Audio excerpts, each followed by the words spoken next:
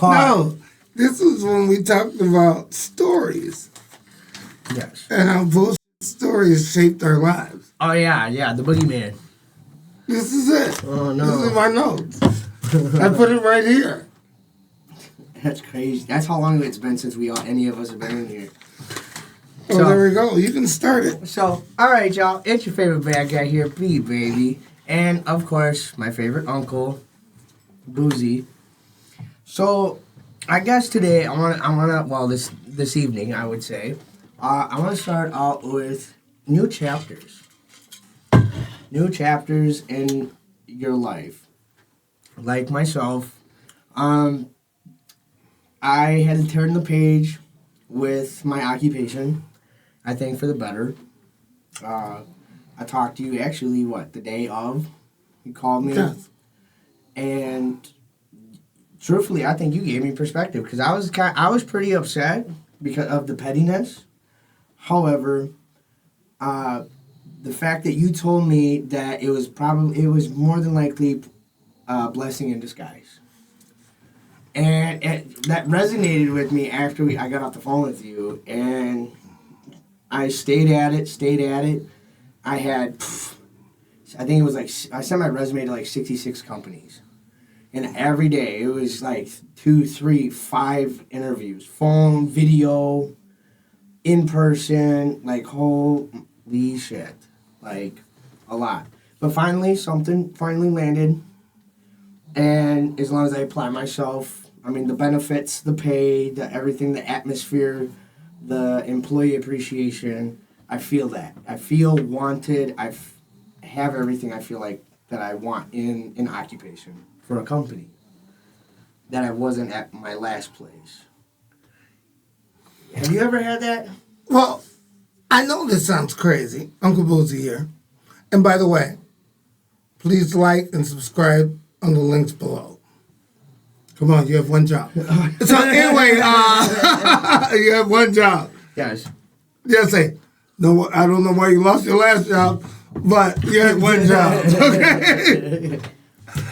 I've been in my job for 22 years and 9 months. Okay. I actually have all that. I am not actively seeking another job. Funny story is a friend of mine who runs a hotel. It's not a really competing business, but a hotel. Just wanted me for a few hours. She was a little short. And I started working there, right? Just a little part-time. And, of course, my boss, it's a small town. We're in small town America, everybody. My boss actually knows her. So she literally called her and was like, are you trying to steal George from me? So I don't have that problem. Right. I'm actually wanted. Right. So I can't say I really have that problem. Mm-hmm. I'm not looking for another job. Mm-hmm. I'll probably retire from this job 6 years. But I'll probably retire from this job. But yes, I'm actually wanted. I feel appreciated. Right. So yes. I think it just, not that I've been much of, I've been a job hopper in my 20s. But, it's just now that's my birthday's in 2 months and I don't want to talk about it. So it's just How old are you going to be?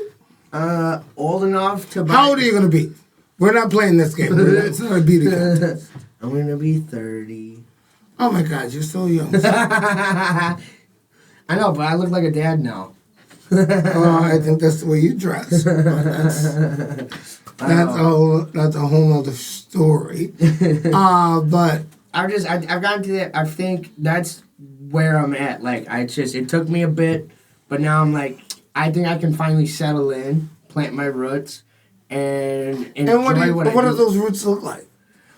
It's looking promising. No, what do they look like to you? When you say plant your roots, what do they mean? I think, from having a home.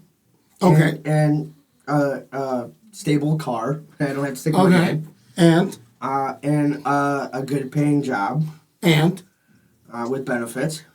Okay. And that's it? And no, I would say, and then just be able to live comfortably. Like if I want to go, like I bought snowmobiles. That one in the driveway, I'm trying to sell. But we got, I want to get like big boy toys and like go outdoors, go fishing more, buy a boat, go travel more, stuff like that. Like do the stuff you're too broke to do in your 20s. Okay, I don't know. In my 20s, I did everything. Mm-hmm. I traveled. I did everything. Mm-hmm. I'm still doing it today. I still travel 2 or 3 times a year. Right. But when you say lay down roots, I thought you meant something else. That and maybe have a family. And maybe. The family's like a side dish? No, it's just... So the travel and the big boy toys are like the steak and the family's the potatoes? Well, until I'm just asking. I would say that I do all this stuff that I listed. Do it as much as possible now before I do have a family, because then it's like, oh, well, now the priorities have switched. Now Really? all my money has to go into a family instead of my wants. So you're talking about turning the page. Yep. Being this new you, right? Yep. And that's great. I always encourage growth and enlightenment to anybody. What was the reason why you thought it was time to turn a page? On the job or my life? In your life, because you said your life. So if the job dictates your life. This was the question I'm asking. And I just want to make it blatantly clear. Yep. So you don't have to dance. Because I've seen you dance. Anyway, did the job have so much as part of your being that the job dictated a change in your life? Or is the job ancillary? It's a part of who you are, but it's not the main part. Like a lot of people say, like they define themselves by their job, but a lot of people don't. A lot of people say this job is how I make money so I can be this guy. Mm-hmm. But you're saying that the job dictates who you are.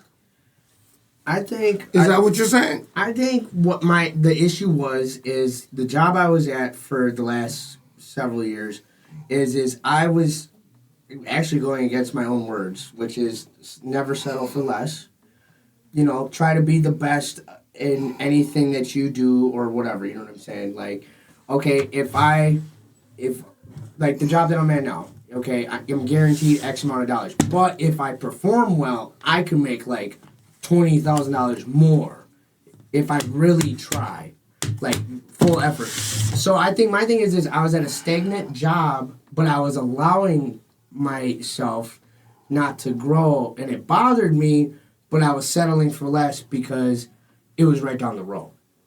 But then once I lost my job, I got off. So you're college. saying? I got off. So hold on. Yeah. So this is what you're telling me. I just want to make sure we're clear. Yep. That now you're a go-getter, but before you got fired, you weren't a go-getter. Wouldn't that be reason to be firing you? I'm just asking. No, because every day when I show up to work, I do my job. But not passionately. No. What were you passionate about? It's a funny thing, and I'm going to flip this conversation. Okay. It's a funny thing in life, I find. And maybe it's a generational thing. I was raised by people who fought through the Great Depression and World War II. I'm old. I'm a child of the 60s. They had a funny thing. They didn't necessarily run out into the world and seek things they were passionate about. But when they started doing something they became passionate about, whether it was lay down roots and start a family, whether it was having that job at the automotive plant, whether it was making spare parts during World War II. They became passionate about it, where that was their focus every day. And I noticed that it probably got a little washed in my generation, but I am passionate about my job. I do my job. Okay? Is it the end all and begin all of all jobs? No, it's not. But when I go there, George shines. Right. Everybody knows me, George. Everybody who walks that door knows George. I think today's generation is like, nah, I'm not really passionate about this. I'm not going to really give it my 100%. But then they still expect the participation trophy. What do you say to that? I think you're not wrong. I've definitely been like that in my 20s. I'm not gonna sit here and bullshit. I think what really threw me through the loop, besides like not doing something about what I'm not happy about, that's the biggest issue, is in my first year, minus my childhood best friend passing and a super bad weather storm, I had basically perfect attendance. Beyond that, and then that was excused. That was excused. I talked to my boss about it. So when I came to my first year, I actually had to work myself up to be like, hey, I've actually never went into my boss's office and be like, hey, so it's been a year. I was wondering if we could have a conversation about a raise. And I get shut down immediately, and I shrugged it off. I walked off. I did. Another year goes by, about the same thing, whatever. And I go in there, and then the second time, the man can't even look at me in the face. And I'm like, I feel like based on my performance, I show up to work on time, I'm not calling in, and stuff like that. So, just the employee appreciation. Humbly, I'm not, I don't expect it. I'm asking you because I feel that I earned it. Okay. What else are you passionate about in your life? Well, passionate about. Well, this studio that I built. Granted, I'm an audio engineer dropout, and I've had a time or two, actually just over this last weekend, twice. I had a married couple and a gay guy losing their marbles in the bar. And they're like, you're funny. And I'm like, that's what everyone says. And they're like, have you ever? And I'm like, done stand up? And I'm like, yes, I know. I've actually had people. So are you passionate about it? Are you scared? No. No, because I find this a lot in people, that people may be passionate about something, but they're scared. And unfortunately, for most people, to do what you're passionate about, you have to let some things go that are security blankets. Yep. So what really are you passionate about? Give me an answer. Me, what, yes, absolutely, this, 100%. There's not a day where I'm not talking about my studio or shooting the shit. Seriously, it is, and I don't complain about the work. I know it's 7 days a week, whatever. How we got here is because I want to do stand up, but. What, are you afraid to stand on the stage? No. So then why haven't you? People will let you do it for free. Right, but I don't know. Something about I don't do many things unless it's say a favor for splitting wood for a buddy or whatever. I don't want to put all this time into something. Granted, okay, now I'm. So now you're not passionate about it. Now I'm being a hypocrite because I'm I don't want to do stand open mic night because it don't pay me. Well, then you're not passionate about it. I guess locally. Funny story. I had a problem in my life. Sure. And it had to do with the law. And unfortunately, I was on vacation for a little bit. This is the same job. And they had to hire someone to do my job. It's a small company. So it's not like it's like, 300 people running around the building. It's not. Right. And my boss, the same one who I just told you about, who's nothing but great, she literally told me, I was thinking, okay, I'm already hired somebody else. That's not a big company. But I do love my job. She literally told me that right now, she could hire me back. But I would have to work at minimum wage. Oof. That's tough. It was tough. You did it, though? I did it. I mean, it's a joke. I'm so far from minimum wage, it's a joke. I don't even know when I get paid right now. But I did it. Nope. Because I loved the job. I was passionate about it. If you're passionate about stand-up, you should be able to stand up on a fucking stage for 30 minutes and give it out for free and see how it goes. If you're passionate about it. See, that's what I was talking about. People always say they're passionate about something, but are they? Are they really passionate about it? When you put in that aspect, I'm a walking hypocrite because I sit here and it's like, I don't want to do open mic night because that's not how you get discovered. Or I don't do shit for free. But that is literally how you get discovered. But no, not in Wisconsin, I feel like. But that literally is how you get discovered. So, which is fair. But I'll sit at the bar and shoot the shit and have everybody laughing and losing their marbles. For free. So the hypocrisy. Mic drop. Okay? Right. I need to get out there. You don't get to drop the mic because you haven't picked up the mic. You have to pick up the mic to be able to drop the mic. Yep. So, and then, not only that, but... Is that it? Is that your only thing you're passionate about? What else? I love cooking. I love cooking. I love good food. Good food.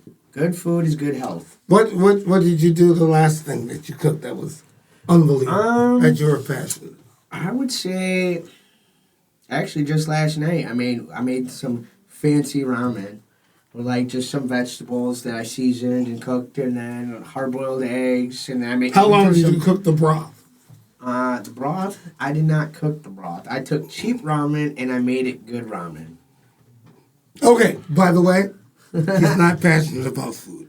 I just want to let you in on this. That was like a cheap thing. I'm just going to let you in on this. Right now on my stove, what is cooling down is a 5-gallon stock pot of 2-day cooking homemade chicken broth. That's passion. Okay. To the point where the bones cook so long, because you roast them a little bit first, they break and the marrow comes out into the broth. So you get the bone marrow in the broth. That's what's on my stove right now. I have to go home and drain it. I can tell you right now. That's passion. You know what's passion? Oh, by the way, and then too, because we were busy, I was busy watching football yesterday. Because I am passionate about me some football. Yep. But we wanted snacks. So we made deviled eggs. Okay. And what do you think the average deviled eggs is? Please, tell me what you think an average deviled egg is. Looks? No, tell me what's in it. Mr. Food Guy. I don't make deviled eggs. I don't. But you should be able to make it. Even if you don't eat it, you should be able to make it. I don't. Okay, so anyway, basically, it's the yolks, mayo, mustard. Yeah, like egg salad. If you're, it's basically an egg salad. If you're white, paprika, bacon, paprika, pickles or celery. No. If you're white, usually you don't put any pickle relish in the actual mixture. Yeah, but you might put a little cucumber. But if you're black, you put pickle relish into the mixture. Okay, well, I'm not black, but I made them both ways. I like flesh. I made them both ways. My house is multiracial. So I made them both ways. But this is what will be And a typical white Thanksgiving. But no. But I made it both ways with the relish and without. Okay. Because we had a couple of dozen. So anyway, a couple of dozen halves. So we had a dozen eggs. Right. So anyway, half without the relish, half with. But of course, I'm passionate about food. Right. So what do you top a deviled egg with? Paprika. Okay. Okay. Anyway. Bacon. Relish. No, you don't put the relish on top. That's got to be mixed in. Anyway, so you take capers and smoked salmon. Okay, salmon. Capers, not a fan of. Smoked salmon and capers on top of a deviled egg with a little creme fraiche. That is a canapé. It's not just an hors d'oeuvre. That's a work of art at that point. It is. And that's what we had while watching football. That's a work of art. I am passionate about food. I am passionate about it. Yes. I am passionate about football, too. I love football. But I'm also passionate about relationships. And I don't mean that okay, I'm not passionate about you. No, she's passionate about eating bugs off the floor. Bugs? Yeah, dead ones. Oh, okay. That's what she's hunting for. I did not know that. She was eating them over there. I guess it saves on organ. So anyway, but no, I am also passionate about relationships because good relationship. Sorry. And I'm also passionate about not being in the dark. Anyway,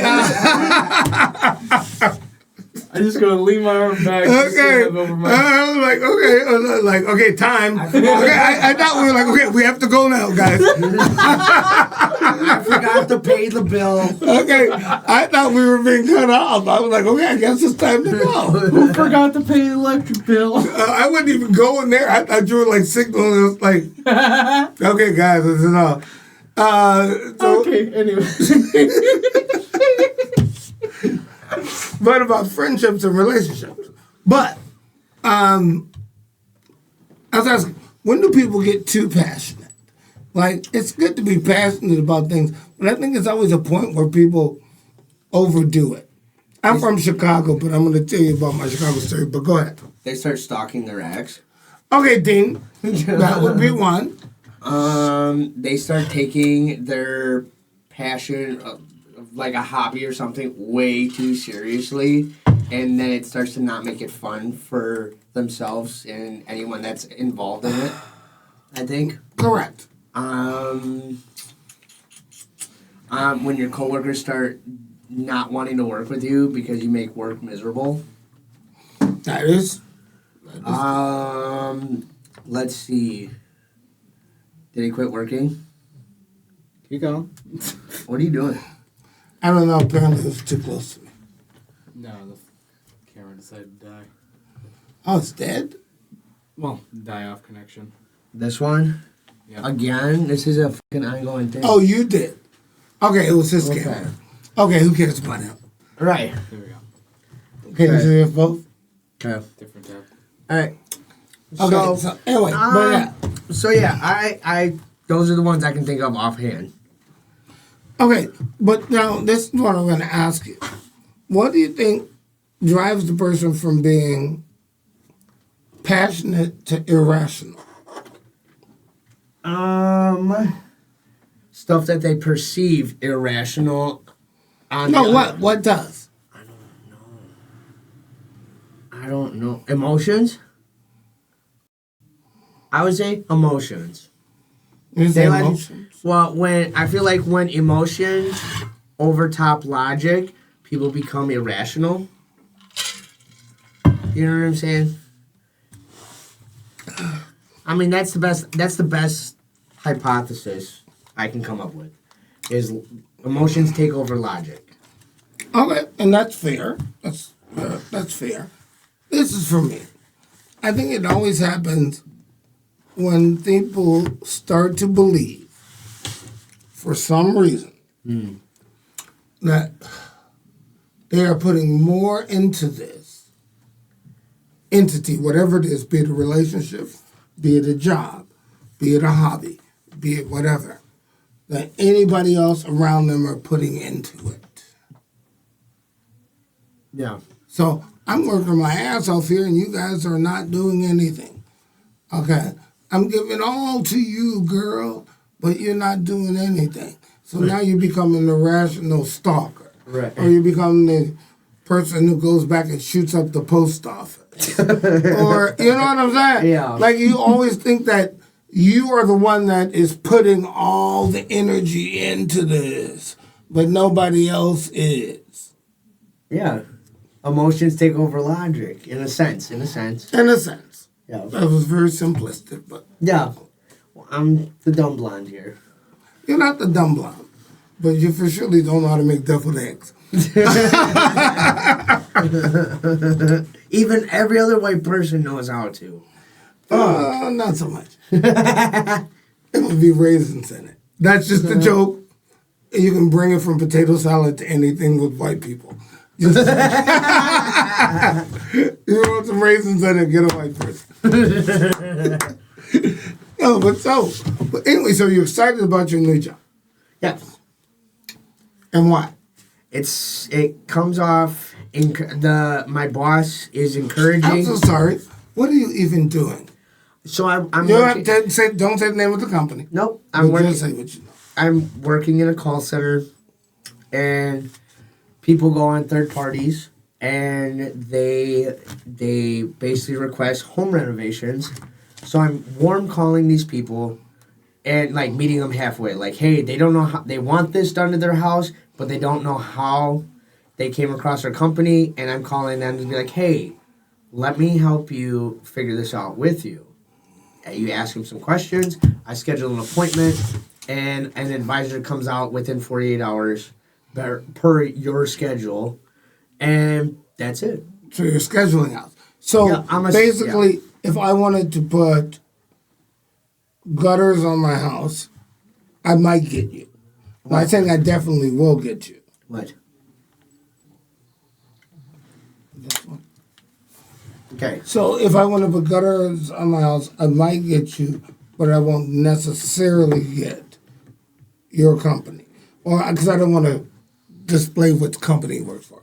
Or if I wanted to put new storm windows on my house, I might get you, but I mean not necessarily. Right. Or Not spam. solar panels. I'm not spam calling. You're not spam calling. You're Right. calling people. They're warm calls. Who's actually already been interested in the product Right. Exactly. to set up a date for someone. Exactly. And So- what? I think it's like.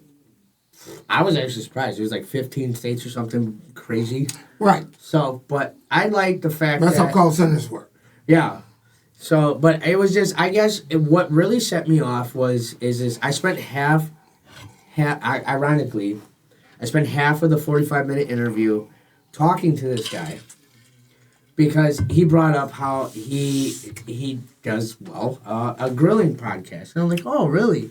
So then all of a sudden I told him, and then all of a sudden we started talking, and he's like, okay, we gotta stop this. Like, he's somebody I can joke with, but also like, hey, like, let's dial it back in, let's handle business, okay? It doesn't have to be all, like, cookie cutter, whatever, but at the same time, I need you to produce, and I will do whatever in my powers to make you succeed and also help you out with anything. So it was a very welcoming feeling when I first walked in and sat down. Now that I'm like, I am officially hired, I'm here, like, let's do this, I still feel that same way, and every person within the company I feel that same way with. So really, It's nothing like a new baby. right. I mean, granted, you Wait never until know. they start shitting and throwing up on it. What really stood out to me. I'm just joking. Yeah. I hope no one gets shitted on or thrown up on. What really stood out though, not one, not two, but there's a lot of like seasoned people there, like Like how long? like 9 years, 10 years, 20 years. So it's people that have been there was- for 20 years. Swear to God. I was I'm really not surprised. saying that's- Yeah, I was like, wow, they actually. I mean, I'm not saying that's impossible. Right. So I mean, I'm like, I I was pretty. swear to God, like, it's Hey. unbelievable that someone would have a job for 20 years. Well, the fact that there were so many seasoned But no, people. but you said it like it's unbelievable that someone would hold a job for 20 years. Well, in the town that we live in, the turnover rate is astronomical. Let's be honest. So I've had my job for 22 years. Right. There's not too many people there in town. So who I'm can a say white that. whale. In the town that we live in, yes. And by the way, I'm a very skinny black man. But no, white. So I'm like, I'm something that is Uncommon a unicorn. in the town that we live in, yes. That's scary because most people I know have had their same jobs. Maybe I run with a different pack. Yep. Most people I know have had their jobs for about the same amount of time I have. You know, funny enough, my buddy who's had his job since high school actually just lost his job at the factory he was working in for after 13 years. However, I think he's having a midlife crisis and has been in denial this Hold whole up. year. You said you went to high school with him. Yes. I hate to tell you this. Yeah. I'll be 57, 2 months. Little under 2 months now. If you went to high school with him, Yep. he's so not midlife crisis. He's like 31, 32. That's 1/3 crisis, not midlife crisis. That's like 1/3 of your life. Like, you're not at midlife. Feels like Okay, midlife. okay, I'm gonna let you in on it. Like, you gotta have kids that are already in college. Like, for you to be like going through a midlife crisis, you have to go through the empty nest thing. Like, there are certain parameters for a midlife crisis. I thought it just happens in your 30s. No, that literally is not the middle of your life. Is it 35 though? Average. No. Average life is like 72 in our country. No, it's 36. 36. That means it's 36. not. Okay, the average life is like 77. Okay, so 37 and a half. That's average. But usually people go through midlife crisis after are supposedly on their way down the hill. Okay. At 30, because your friend went to school with you, correct? And you just said earlier you're about to turn 30. So they're not at midlife crisis level. They're at 1/3 crisis. That would mean they live till 90. No, but well, most people do. Like, most people do. I mean, most people live like to be 80 something. Look at me. I mean, I ain't saying I'm the best looking man in the world. But I don't think like I'm ready to be put out to pasture.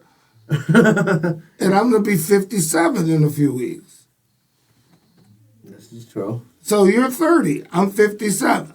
So that means if you're already going through a midlife crisis, what in the fuck are you going to do when you get to 57? Call it a day. I mean, what? Go like, what was it? Michael Douglas movie? What was that? I don't know. Where he went crazy, like he got caught in like a traffic jam. What was the name of that movie? Somebody Google it real quick. No. I got camera apps. So That's okay. You can do it. Michael Douglas goes crazy. It was in L.A. Oh, shoot. that's fine. Falling down. Falling down. Thank you. So by the time you get to... Whoa. We'll be right back after these short technical difficulties. Okay, I'm like, no, I'm dead serious. I can't work with her. Like, which one of us are going to go? And at the time, this is funny. I don't know if you remember back in the video. I had to work for minimum wage, just getting out of jail. She was my replacement. Needless to say, I got fired. And on that note, Y'all have a good night. click and subscribe. Okay. Make sure if you get somebody fired, it's your replacement. Oh, that was funny. Cheers to that one. Okay, cheers. But I did get a fire. That's awesome. That's a great story. Easy. That was a good time. Yeah, it was. I think I can never stop moving.